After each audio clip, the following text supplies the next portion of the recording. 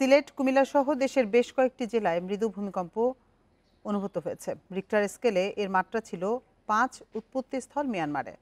আবহাওয়া অফিস জানিয়েছে সকাল ১০টা ৩২ মিনিটের দিকে অনুভূত এই ভূমিকম্প স্থায়ী হয় ৪০ সেকেন্ডের মতো। ছুটির দিন হঠাৎ করে এই ভূকম্পনে আতঙ্ক ছড়িয়ে পড়ে নগরবাসীর মধ্যে। এ সময় আবাসিক ভবন ও ব্যবসা প্রতিষ্ঠান থেকে বের হয়ে আসেন অনেকেই, তবে এখনও এতে তেমন কোনো ক্ষয়ক্ষতির খবর পাওয়া যায়নি।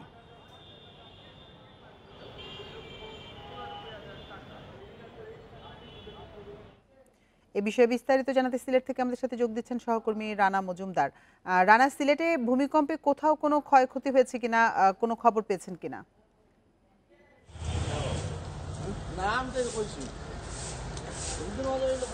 দেখুন, আসলে বছরের শুরুতেই কিন্তু আজকে সিলেটে ভূমিকম্প অনুভূত হয়েছে এবং সিলেট আবহাওয়া অফিসের যিনি আবহাওয়াবিদ রয়েছেন সজীব হোসেন, তার সঙ্গে আমরা কথা বলেছিলাম। তিনি মূলত বিষয়টি নিশ্চিত করেছেন আমাদের, এবং তিনি জানিয়েছেন আজকে সকাল ১০টা ৩২ মিনিটের দিকে কিন্তু সিলেটে এই ভূমিকম্প অনুভূত হয়েছে। রিক্টার স্কেলের যার মাত্রা ছিল ৫, এবং তিনি জানিয়েছেন যে ঢাকা থেকে ৪৮২ কিলোমিটার দূরে মায়ানমারের কোনো একটি জায়গায় এই ভূমিকম্পের উৎপত্তিস্থল। পাশাপাশি ভূমিকম্পটি যখন সিলেটে অনুভূত হয় তখন কিন্তু আসলে মানুষের মধ্যে এক ধরনের আতঙ্ক বিরাজ করে, এবং নগরবাসীরা অনেকেই আতঙ্কে তারা বাসা বাড়ি থেকে কিংবা যার যার যে ব্যবসা প্রতিষ্ঠান রয়েছে সেখান থেকে কিন্তু তারা ছুটোছুটি করে রাস্তায় বের হয়ে আসেন।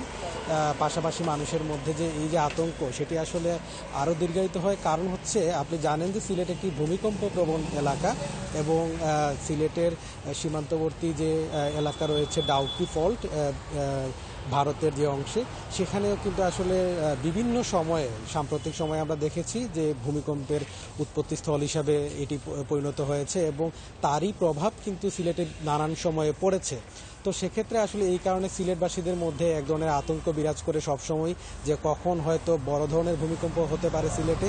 এর কারণ হিসাবে তারা বলছেন যে অনেক আবহাওয়াবিদ কিংবা যারা পরিবেশ নিয়ে কাজ করছেন তাদের সঙ্গে আমরা কথা বলেছিলাম, যারা ভূগবেষক রয়েছেন, তারাও নানা সময় বলেছেন যে আসলে সিলেটে কিন্তু প্রায়ই ছোট ছোট যে ভূমিকম্পগুলো হচ্ছে মাঝারি মাত্রার, সেই ভূমিকম্পের গুলো মূলত হয়তো ভবিষ্যতে, অদূর ভবিষ্যতে হয়তো বড় কোনো ধরনের ভূমিকম্পের হয়তো ইঙ্গিত দিচ্ছে।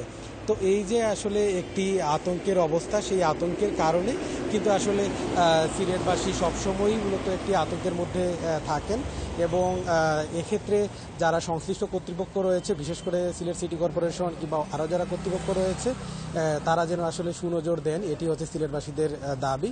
হাইরেঞ্জ যে বিল্ডিংগুলো তৈরি হচ্ছে সেগুলোর ব্যাপারেও যাতে সুনির্দিষ্টভাবে নীতিমালা প্রণয়ন করে আইনের আওতায় নিয়ে আসা হয়, সেদিকে যেন সিটি কর্পোরেশন সহ অন্যান্য সংশ্লিষ্ট কর্তৃপক্ষ নজর দেয়, এটি হচ্ছে সিলেটবাসীদের দাবি। সিলেট থেকে জানাচ্ছিলেন আমাদের সহকর্মী রানা মজুমদার।